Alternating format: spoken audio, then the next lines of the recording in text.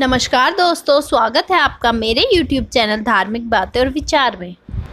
हिंदू धर्म ग्रंथ पुराणों के अनुसार भगवान शिव ही समस्त सृष्टि के आदि कारण हैं। उन्हीं से ब्रह्मा विष्णु सहित समस्त सृष्टि का उद्भव हुआ है।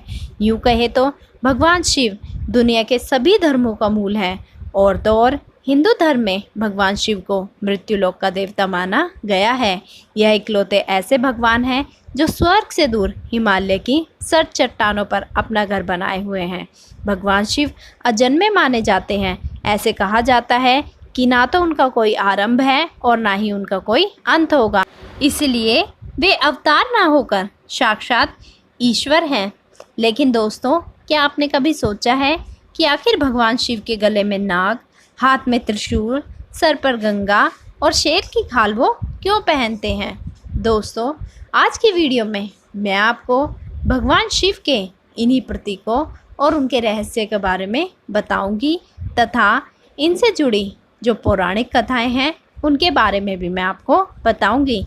लेकिन इसके लिए आप वीडियो को अंत तक अवश्य देखें।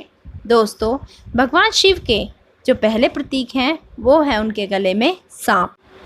भगवान शिव अपने गले में सर्प धारण करते हैं। यह सर्प उनके गले में 3 बार लिपटे रहते हैं, जो भूत, वर्तमान एवं भविष्य का सूचक है। सर्पों को भगवान शंकर के अधीन होना यही संकेत देता है कि भगवान शंकर तमोगुण, दोष, विकारों के नियंत्रक व संहारक हैं, जो कलह का कारण ही नहीं बल्कि जीवन के लिए भी घातक होते हैं। इसलिए उन्हें कालों का काल भी कहा जाता है। सर्प को कुंडलिनी शक्ति कहा जाता है, जो कि एक निष्क्रिय ऊर्जा है और हर एक के भीतर होती है। दोस्तों, दूसरा चिन्ह है भगवान शंकर की तीसरी आँख। भगवान शिव के प्रतीकों में से एक उनका तीसरा नेत्र है, जो कि उनके माथे के बीचों बीच है। ऐसा माना जाता है कि जब वह गुस्से में होते हैं तो उनका तीसरा नेत्र खुल जाता है और फिर प्रलय का आगमन होता है। इसलिए तीसरे नेत्र को ज्ञान और सर्वभूत का प्रतीक भी कहा जाता है। वस्तुतः शिव का तीसरा नेत्र सांसारिक वस्तुओं से परे संसार को देखने का बोध कराता है। यह एक ऐसी दृष्टि का बोध कराता है जो 5 इंद्रियों से परे है। इसलिए शिव को त्र्यंबक कहा गया है। दोस्तों, तीसरा चिन्ह है त्रिशूल। भगवान शिव अपने हाथों में त्रिशूल धारण करते हैं। शिव का त्रिशूल मानव शरीर में मौजूद 3 मूलभूत नाड़ियों बाईं, दाहिनी और मध्य का सूचक है। इसके अलावा त्रिशूल इच्छा, लड़ाई और ज्ञान का भी प्रतिनिधित्व करता है। ऐसा कहा जाता है कि इन नाड़ियों से होकर ही ऊर्जा की गति निर्धारित होती है और गुजरती है। दोस्तों, चौथा चिन्ह है अर्धचंद्र। भगवान शिव अर्धचंद्र को आभूषण की तरह अपने जटा के एक हिस्से में धारण करते हैं, इसलिए उन्हें चंद्रशेखर या सोम कहा गया है। वास्तव में अर्धचंद्र अपने 5वें दिन के चरण में चंद्रमा बनता है और समय के चक्र के निर्माण में शुरू से अंत तक विकसित रहने का प्रतीक है। भगवान शिव के सिर पर चंद्र का होना समय को नियंत्रण करने का प्रतीक है, क्योंकि चंद्र समय को बताने का एक माध्यम है। दोस्तों, 5वां प्रतीक है भगवान शिव की जटा। भगवान शिव की जटा पवन या वायु का प्रवाह है, जो सभी जीवित प्राणियों में मौजूद सांस का सूक्ष्म रूप है तथा उसका प्रतिनिधित्व करता है। इससे पता चलता है कि शिव पशुपतिनाथ सभी जीवित प्राणियों के प्रभु हैं। दोस्तों, छठा चिन्ह है नीला गला या कंठ। शिव को नीलकंठ के नाम से भी जाना जाता है। समुद्र मंथन के दौरान जो जहर आया था उसको उन्होंने निगल लिया था।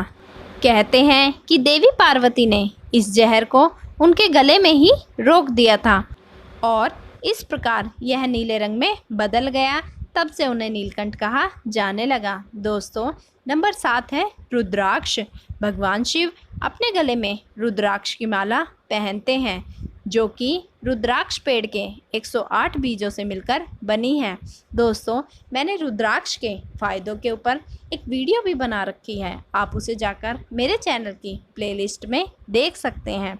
दोस्तों, रुद्राक्ष शब्द का अर्थ रुद्र है, जो शिव का दूसरा नाम है, और अक्ष अर्थात आंसू से बना है। इसके पीछे की कहानी यह है कि भगवान शिव ने गहरे ध्यान के बाद अपनी आंखें खोली तो उनकी आंख से आंसू की बूंद पृथ्वी पर गिर गई और पवित्र रुद्राक्ष के पेड़ में बदल गई। रुद्राक्ष के मोती दुनिया के निर्माण में इस्तेमाल हुए तत्वों का प्रतिनिधित्व करते हैं। यह भी सच है कि भगवान शिव अपने ब्रह्मांडीय कानूनों के बारे में दृढ़ रखते हैं और शक्ति से ब्रह्मांड में कानून और व्यवस्था बनाए रखते हैं। दोस्तों, 8वां प्रतीक है डमरू। डमरू एक छोटे से आकार का ड्रम होता है जो भगवान शिव के हाथों में रहता है और इसलिए भगवान शिव को डमरू हस्त भी कहा जाता है। डमरू के 2 अलग अलग भाग एक पतले गले जैसी संरचना से जुड़े होते हैं। डमरू के अलग अलग भाग अस्तित्व की 2 विभिन्न परिस्थिति, अव्यक्त और प्रकट का प्रतिनिधित्व करते हैं। जब डमरू हिलता है तो इससे ब्रह्मांडीय ध्वनि नाद उत्पन्न होता है जो गहरे ध्यान के दौरान सुना जा सकता है। हिंदू शास्त्रों के अनुसार नाद सृजन का स्रोत है। डमरू भगवान शिव के प्रसिद्ध नृत्य नटराज का अभिन्न भाग है जो शिव की प्रमुख विशेषताओं में से एक है। दोस्तों, 9वां चिन्ह है कमंडल। पानी का बर्तन कमंडल अक्सर भगवान से सटे हुए दिखाया जाता है। ऐसा कहा जाता है कि यह एक सूखे कद्दू और अमृत से बना हुआ है। कमंडल को भारतीय योगियों और संतों की बुनियादी ज़रूरतों का एक महत्वपूर्ण वस्तु के रूप में दिखाया गया है। इसका एक गहरा महत्व है। जिस प्रकार से पके हुए कद्दू को पेड़ से तोड़ने के बाद उसके छिलके को हटाकर शरबत के लिए प्रयोग किया जाता है, उसी प्रकार प्रत्येक व्यक्ति को भौतिक दुनिया से अपने लगाव को समाप्त कर अपने भीतर की अहंकारी इच्छाओं का त्याग करना चाहिए ताकि वह स्वयं के आनंद का अनुभव कर सके। अतः कमंडल अमृत का प्रतीक है। दोस्तों, नंबर 10 पे आता है विभूति। भगवान के माथे पर राख की 3 रेखाएं होती हैं जो विभूति या भस्म के रूप में जानी जाती है। यह भगवान और उसके प्रकट होने की महिमा की अमरता का प्रतीक है।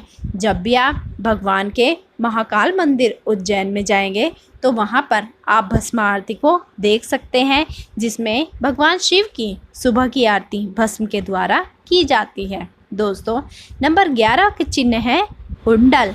2 कान के छल्ले जिन्हें अलक्ष्य और निरंजन भगवान द्वारा पहने गए हैं, प्रभु के कानों में सुशोभित गहने दर्शाते हैं।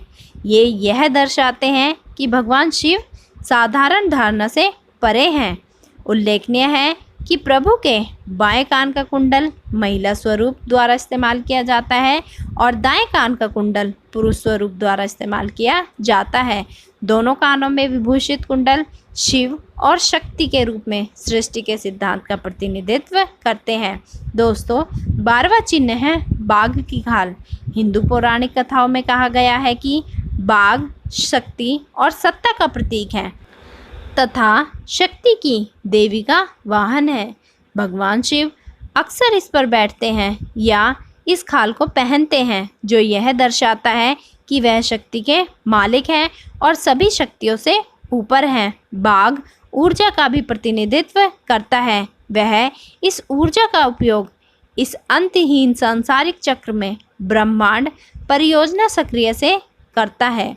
दोस्तों, अगला चिन्ह है पवित्र गंगा। गंगा नदी हिंदुओं के लिए सबसे पवित्र नदी मानी जाती है। एक पौराणिक कथाओं के अनुसार गंगा नदी का स्रोत शिव है और उनकी जटाओं से बहती है। भगवान पृथ्वी पर और इंसान के लिए शुद्ध पानी लाने के लिए गंगा को अपनी जटाओं में धारण करते हैं। इसलिए भगवान शिव अक्सर गंगाधर या गंगा नदी के वाहक के रूप में जाने जाते हैं। गंगा नदी रुद्र के रचनात्मक पहलुओं को दर्शाती है।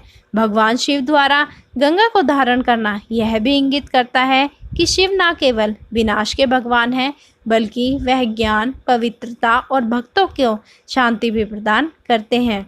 दोस्तों, 14वां चिन्ह है शिवलिंग। सभी मंदिरों में आपको भगवान शिव की मूर्ति नहीं दिखाई देती, बल्कि इसके बजाय वहाँ एक काले या भूरे रंग का शिवलिंग होता है। यह एक पत्थर है जो भगवान शिव के अस्तित्व का प्रतिनिधित्व करता है तथा भगवान इसमें साक्षात निवास करते हैं। इन्हीं लिंगों के कारण हमारे 12 ज्योतिर्लिंग बने हैं, जिसमें जाकर आप साक्षात भगवान शिव के दर्शन कर सकते हैं। दोस्तों, अगला है वृषभ, शिव का वाहन। वृषभ भगवान शिव का वाहन है। वह हमेशा शिव के साथ है। वृषभ का अर्थ है धर्म। मनुस्मृति के अनुसार वृषो ही भगवान धर्म। वेद ने धर्म को 4 पैरों वाला प्राणी कहा है। उसके 4 पैर धर्म, अर्थ, काम और मोक्ष है। महादेव इस 4 पैर वाले वृषभ की सवारी करते हैं, यानी धर्म, अर्थ, काम और मोक्ष उनके अधीन हैं। दोस्तों, वृषभ का एक अर्थ वीर्य और शक्ति भी है। अथर्ववेद में वृषभ को पृथ्वी का धारक, पोषक, उत्पादक आदि बताया गया है। वृष का अर्थ मेघ भी है। इसे धातु से वर्षा, सृष्टि आदि शब्द से बनाया गया है। तो दोस्तों, ये थे हमारे भगवान शिव के प्रतीक या चिन्ह, जो हमें हमेशा सकारात्मकता देते हैं तथा सृष्टि के निर्माण में सहायता करते हैं। आशा करती हूँ आपको मेरी वीडियो पसंद आई होगी। इसे लाइक करें, शेयर करें, मेरे चैनल को सब्सक्राइब करें और हाँ, न्यू नोटिफिकेशन के लिए बेल आइकन को दबाना ना भूलें। Thanks for watching.